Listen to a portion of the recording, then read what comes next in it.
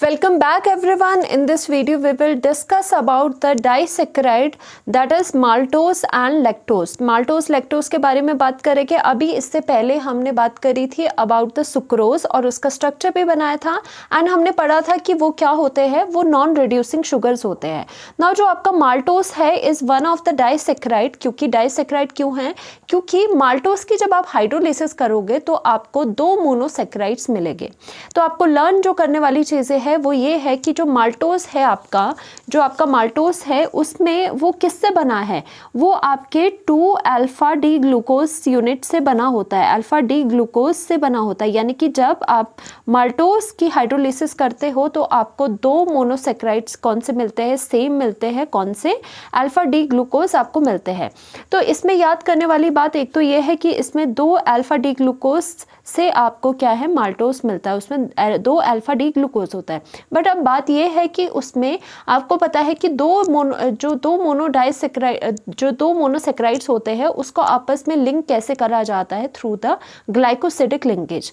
पहले वाले में सुक्रोज में क्या थी, फ्रुक्टोज एंड जो आपका सुक्रोज था, आपका जो ग्लूकोज एंड फ्रुक्टोज था उसमें कार्बन 1 एंड कार्बन 2 से ग्लाइकोसिडिक लिंकेज थी. बट आपको यहाँ पे एक और चीज़ लर्न करनी है, कार्बन 1 एंड कार्बन 4 में आपकी ग्लाइकोसिडिक लिंकेज है. आपकी जो ये ग्लाइकोसिडिक लिंकेज है वो आपकी कार्बन 1 एंड कार्बन 4 के बीच में होगी. ठीक है. अब चलो हम ये बनाते हैं. यहाँ पे आपका क्या बनेगा, ध्यान से देखना. अल्फा डी ग्लूकोज आपको 2 यूनिट्स पहले बनाना है. तो हमेशा हम इसमें जब जो माल्टोज अगर कर रहे हैं, हम डाइसेक्राइड्स कर रहे हैं, उसमें आप हॉवर्थ के स्ट्रक्चर्स लोगे. तो हॉवर्थ का स्ट्रक्चर कैसे होगा, यहाँ पर आपने इस तरह से ये ले लिया और यहाँ पर आपने इस तरह से ये वाली चीज़ ले ली. ओके. अब देखो ये एक यूनिट आपका क्या है, अल्फा डी ग्लूकोज है, हम लिख सकते हैं. और दूसरा यूनिट आपका क्या है, alpha D glucose. Alpha D glucose दूसरा यूनिट है. अब नाउ अल्फा डी ग्लूकोज आपने क्या करा था, यहाँ पे अल्फा डी ग्लूकोज के लिए आपका HNOH होता था, बाकी HNOH एंड जो थर्ड पोजीशन होती थी उसमें सिर्फ इन्वर्ट होता था, OHH होता था, बाकी HNOH और आपका यहाँ पे H और लास्ट वाला जो आता था आपका 6 कार्बन, वो यहाँ पे ऊपर आता था. इसी तरह से यहाँ पर भी चीज़ें होगी क्योंकि बिल्कुल सेम यूनिट्स है आपके. यहाँ से स्टार्ट करो, HOH, यहाँ पर HOH होता था, थर्ड पे आपका इन्वर्ट होता था OHH एंड यहाँ पर H एंड OH, यहाँ पर आपका क्या होता था, CH2OH एंड यहाँ पर H होता था. राइट. अब ध्यान से देखना, यहाँ पे हम बोल रहे हैं कि इन 2 यूनिट को अगर ज्वाइन करना है वो थ्रू द ग्लाइकोसिडिक लिंकेज से होता है. ग्लाइकोसिडिक लिंकेज कौन सी है, C1 एंड C4 की ग्लाइकोसिडिक लिंकेज है. ग्लाइकोसिडिक लिंकेज है. ग्लाइकोसिडिक लिंकेज कैसे बनती है, 2 अगर आपके मोनोसेक्राइड्स है उसमें अगर जो ये पोजीशंस बताई गई है उसमें आपको लॉस ऑफ वाटर करना है, उस वजह से आपका एक ऑक्सीजन से लिंकेज हो जाती है, जिसे ईथर लिंकेज भी कहा जाता है, ऑक्साइड लिंकेज भी कहा जाता है. अब आप ध्यान से देखो, अगर इस वाले अगर अल्फा डी ग्लूकोज की बात करूं तो यहाँ पे 1 2 3 एंड 4 है, 5 एंड 6 है. ओके. यहाँ पर 1 2 3 एंड 4th पोजीशन ये है. तो एक की लेनी है आपको 1 पोजीशन, ठीक है, एक अल्फा डी ग्लूकोज की, और दूसरे की आपकी लेनी है कार्बन 4th. कार्बन 4th आपका ये है. तो दैट मीन्स इस और इस कार्बन में से आपको क्या करना है, ग्लाइकोसिडिक लिंकेज बनानी है with the loss of water. तो with the loss of water अगर बनाओगे, एक यहाँ से सपोज OH चला गया, यहाँ से आपका हाइड्रोजन चला गया, तो एक्चुअल में क्या हुआ, with the loss of water, यहाँ से लॉस ऑफ वाटर हो गया. तो अल्टीमेटली क्या हो जाएगा, इसको अगर मैं हटा दूँ तो यहाँ से OH चला गया और यहाँ से हाइड्रोजन भी चला गया, सिर्फ और सिर्फ आपका एक ऑक्सीजन रह गया. और इसको आप कैसे दिखाओगे, बाकी चीज़ें आपने बॉन्ड्स नहीं बिल्कुल डिस्टर्ब नहीं करने हैं, आपका जस्ट यहाँ से आपका ऑक्सीजन बिल्कुल लिंक्ड हो जाएगा. एंड यही आपका है कौन सा, माल्टोस. तो यहाँ पर मैं आपको दिखा देती हूँ कि यहाँ पर क्या हो रहा है. पहले आपने अल्फा डी ग्लूकोज लिया, फर्स्ट पोजीशन में HOH होता था पहले, फिर 4th पोजीशन में भी HOH होता था, जो मैंने बना के आपको दिखा दिया है. अब नाउ दोनों में क्या होगी, ग्लाइकोसिडिक लिंकेज होगी. दैट मीन्स वाटर का रिमूवल हो जाएगा। अब वाटर के रिमूवल होने की वजह से यहाँ पे क्या बच गया, यहाँ पे आपका एक ऑक्सीजन बच गया है। नाउ यहाँ ये जो ऑक्सीजन बचा है, ये जो बिल्कुल ऐसे ही आपने लिंकेज बतानी है, बाकी बॉन्ड्स को डिस्टर्ब नहीं करना है। Now this linkage of C1 and C4 between the two alpha D glucose is known as glycosidic linkage। इसमें ये glycosidic linkage है और माल्टोस कभी भी आ जाए तो आपको इस तरह से बनाना है। बस यही पूछ लेते हैं कि माल्टोस क्या है, वन ऑफ द डाइसेक्राइड्स है, लिंकेज कहाँ कहाँ पे होती है और कौन से इसके मोनोसेक्राइड्स होते हैं, किससे बने होते हैं ये, आप बोलोगे 2 अल्फा डी ग्लूकोज से बने होते हैं। Now maltose is a reducing sugar because free aldehydic group can be produced at C1 of second glucose in solution also because maltose contain hemiacetal। अब देखो इसमें क्या होगा कि अब पूछा जाता है कि क्या ये जो डाइसेक्राइड है क्या वो रिड्यूसिंग शुगर है या नॉन रिड्यूसिंग शुगर है, तो आप लिखोगे yes this is reducing sugar क्योंकि इसमें प्रेजेंस किसकी है, हेमिएसिटल की है। या फिर क्या लिखोगे, हेमिएसिटल की प्रेजेंस है और उसका मतलब क्या होता है, अल्टीमेटली गोल आपको क्या होता है बच्चों, आपको गोल ये होता है रिड्यूसिंग शुगर में कि आपको फ्री एल्डिहाइडिक या कीटोनिक ग्रुप जरूर प्रेजेंट होने चाहिए। तो free aldehydic and ketonic group कब प्रेजेंट होंगे, जब आपके हेमिएसिटल्स प्रेजेंट होंगे। और मैंने हेमिएसिटल का आपको बताया है कि हेमिएसिटल क्या होता है, एक कार्बन पे अगर साइमल्टेनियसली OH ग्रुप भी है और OR ग्रुप भी है तो ये क्या कहलाता है, दिस इज योर हेमिएसिटल। वैसे ये डायरेक्ट, ये आपकी डिटेल वाली चीज़ें अगर इतना भी याद नहीं होता तो डायरेक्ट आप याद रख लो कि आपका माल्टोस में क्या होता है, हेमिएसिटल होता है। और ये लिखना मत भूलना कि इसकी वजह से क्या होता है कि इसमें फ्री जो एल्डिहाइडिक ग्रुप या फिर कीटोनिक ग्रुप वो हमें मिल जाता है, क्योंकि बात क्या है, रिड्यूसिंग शुगर कौन सी होती है, जिनके पास फ्री एल्डिहाइडिक या फिर कीटोनिक ग्रुप प्रेजेंट होते हैं। और वो किस वजह से हमें मिलते हैं, कब वो प्रेजेंट होते हैं, जब किसी भी स्ट्रक्चर में हेमिएसिटल जैसा स्ट्रक्चर प्रेजेंट होगा। तो अगर यहाँ पर बात करें कि कहाँ पे हेमिएसिटल, अगर किसी को देखना है कि ये देखो, मैं अगेन रिपीट कर रही हूँ, ये वाली आप बात बिल्कुल लिखोगे कि बिकॉज माल्टोस रिड्यूसिंग शुगर क्यों है, क्योंकि इसके पास फ्री एल्डिहाइडिक ग्रुप प्रेजेंट है। और क्या होगा, या फिर क्या बोल सकते हो, क्योंकि बिकॉज माल्टोस के पास आपका क्या है, हेमिएसिटल ग्रुप प्रेजेंट है। ठीक है, बिकॉज माल्टोस कंटेन हेमिएसिटल। अब यहाँ पर क्या हो जाएगा, यहाँ पे आपके वाटर तो रिमूव हो गया, तो हेमिएसिटल हम हमेशा ऑक्सीजन वाले कार्बन के साथ देखते हैं। यहाँ पे कार्बन क्या हो जाएगा, कार्बन के पास यहाँ पे OR है। ठीक है, इस कार्बन के पास OR तो है बट साथ ही साथ इस कार्बन के पास OH भी है। और हमने यही तो कहा है कि हेमिएसिटल क्या होते हैं, जिस कार्बन के पास साइमल्टेनियसली OH एंड OR हो। तो इस कार्बन के पास OR भी है और आपका इसका OH भी है।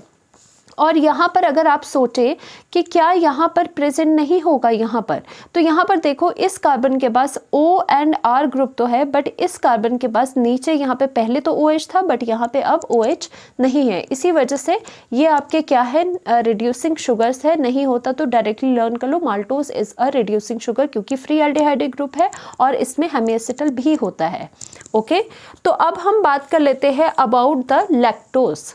नाउ लैक्टोज क्या होता है, लैक्टोज भी वन ऑफ द डाइसेक्राइड्स ही होता है। और मोर इम्पॉर्टेंटली ये क्या होता है, लैक्टोज आपका एक शुगर है। ऑब्वियसली ये सारी शुगर्स है बट लैक्टोज कहाँ पाया जाता है, इन द मिल्क शुगर, यानी कि इसे मिल्क शुगर भी कहा जाता है क्योंकि आपका जो मिल्क है उसमें ये पाया जाता है, इसकी वजह से मिठास होती है। तो इसकी जो कॉम्पोजिशन है वो क्या है, आपकी अल्फा, जो आपके यहाँ पर लैक्टोज है, लैक्टोज का हम देख रहे हैं। लैक्टोज आपका कैसे बनेगा, पहले आपके अल्फा डी ग्लूकोज से माल्टोज बनता था। लैक्टोज में आपको देखना है, देखो लैक्टोज है तो आपका क्या हो जाएगा, बीटा डी गैलेक्टोज, मतलब लैक्टोज के आगे GA लगाना है, गैलेक्टोज एक शुगर होती है जो होती है गैलेक्टोज। अब आपके पास ये नई चीज़ है। ओके, लैक्टोज देखो यहीं से नाम से पता चल रहा है, लैक्टोज है उसके आगे GA लगा दो, गैलेक्टोज। बट अब इसमें क्या है, इसमें बीटा वाली आपकी फॉर्म है और यहाँ पर साथ ही साथ ये किससे बना होता है, बीटा डी ग्लूकोज से भी बना होता है। देखो G एंड G है इसमें, ग्लूकोज। ओके, यहाँ से पता चला पहले आपका लैक्टोज है तो उसमें क्या होगा, उसमें आपका बीटा डी गैलेक्टोज होगा।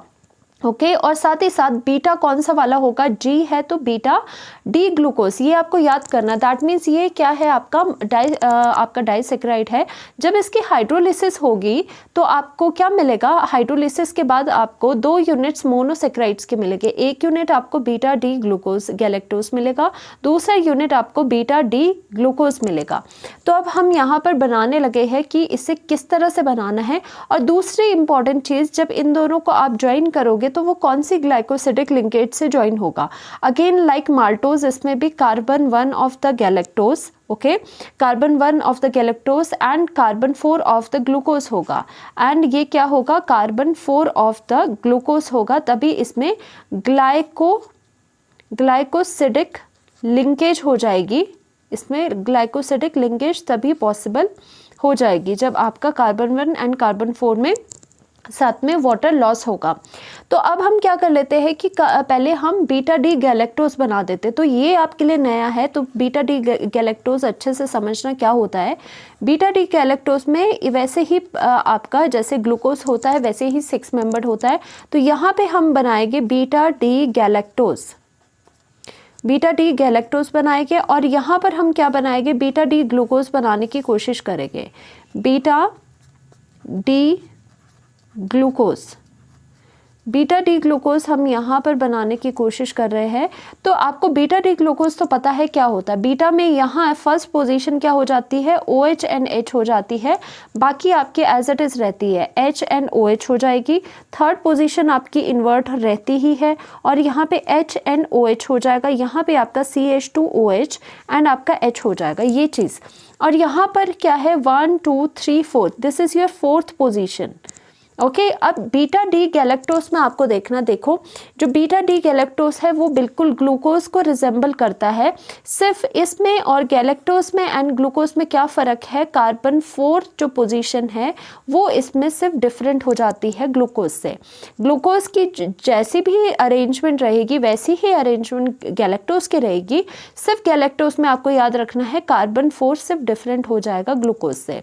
तो आपको देखो फर्स्ट पोजीशन क्या है, अगर बीटा है इसमें भी बीटा है तो आपका OH हो जाएगा, OH हो जाएगा, बाकी यहाँ पर भी H and OH हो जाएगा, बाकी बिल्कुल सेम है। देखो फर्स्ट सेकंड थर्ड तक बिल्कुल सेम जाता है ग्लूकोज की ही तरह, बट जो फोर्थ पोजीशन इसकी होती है यहाँ पे अगर HOH आता है तो इसमें बिल्कुल इन्वर्ट यानी कि बिल्कुल डिफरेंट हो जाती है गैलेक्टोज में। बस यही डिफरेंस है गैलेक्टोज का, बाकी ऑलमोस्ट पूरा का पूरा ग्लूकोज की तरह ही बनता है। Now this is your 1। अब क्या बोला गया है कि जो ग्लाइकोसिडिक लिंकेज है वो between carbon 1 of the galactose and carbon 4 of the glucose है। तो कार्बन 4 यहाँ पे है किसका, ग्लूकोज का, and carbon 1 of the galactose का है। तो दैट मीन्स वाटर का रिमूव होगा। वाटर के रिमूवल के लिए सपोज OH यहाँ से ले गए और हाइड्रोजन यहाँ से लेके और वाटर का रिमूव करवा दिया। अब देखो आपको किस तरह से आपको ये लिंकेज बतानी है। बाकी आप कोई भी बॉन्ड्स हाइड्रोजन इसके बिल्कुल भी डिस्टर्ब नहीं करोगे।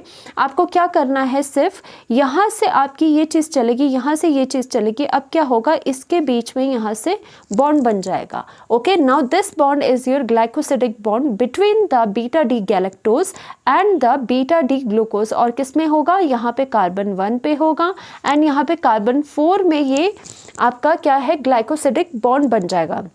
अब दूसरी बात क्या है, दूसरी इंपॉर्टेंट बात आती है कि ये रिड्यूसिंग शुगर है या नहीं।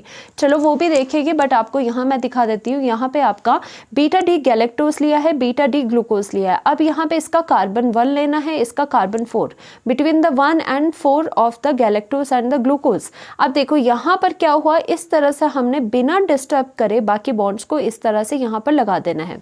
तो ये इस तरह से बन गया और ये आपका इस तरह से बन गया।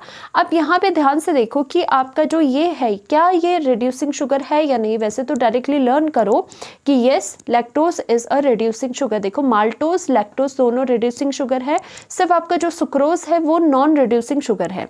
अब ऐसा ये क्यों हो, अगर किसी को जानना है, वैसे तो आप क्या लिखोगे अगर पूछा जाए कि क्यों ये रिड्यूसिंग शुगर होता है, आप बोलोगे बिकॉज लैक्टोज में क्या होता है, ये रिड्यूसिंग शुगर आपका क्यों है, क्योंकि इसमें फ्री एल्डिहाइडिक ग्रुप प्रेजेंट होता है। क्योंकि सबका रीजन वही होता है, रिड्यूसिंग शुगर किसी भी चीज़ को एक्ट करना है तो it should have free aldehydic group. अब फ्री एल्डिहाइडिक ग्रुप कब होता है, हमेशा याद रखना है जब किसी भी स्ट्रक्चर में हेमी एसिटल की प्रेजेंस होती है।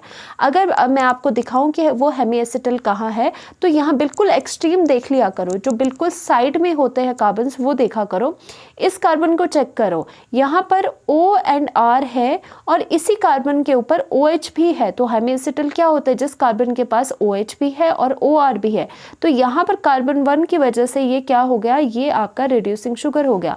ऑन द अदर हैंड अगर हम यहाँ देखेंगे तो यहाँ पे OR ही है और OH नहीं है, बट हमें क्या देखना है, ओवरऑल आपके स्ट्रक्चर में एटलीस्ट आपका एक हेमी एसिटल तो प्रेजेंट होना चाहिए। तो यहाँ पर वो हेमी एसिटल है, इसी वजह से lactose is your reducing sugar. On the other hand जो हमने सुक्रोज में करा था वो आपका रिड्यूसिंग शुगर नहीं था। तो आपको ये दोनों स्ट्रक्चर जो है माल्टोज एंड लैक्टोज के, ये अच्छे से आने चाहिए। इसमें कौन कौन से यूनिट्स होते हैं, कौन से मोनोसैकेराइड्स को ज्वाइन करके बनता है और ग्लाइकोसिडिक लिंकेज कौन सी होती है, ये आपको आनी चाहिए और पेपर में बिल्कुल आप नीटली बनाओगे। Thank you so much.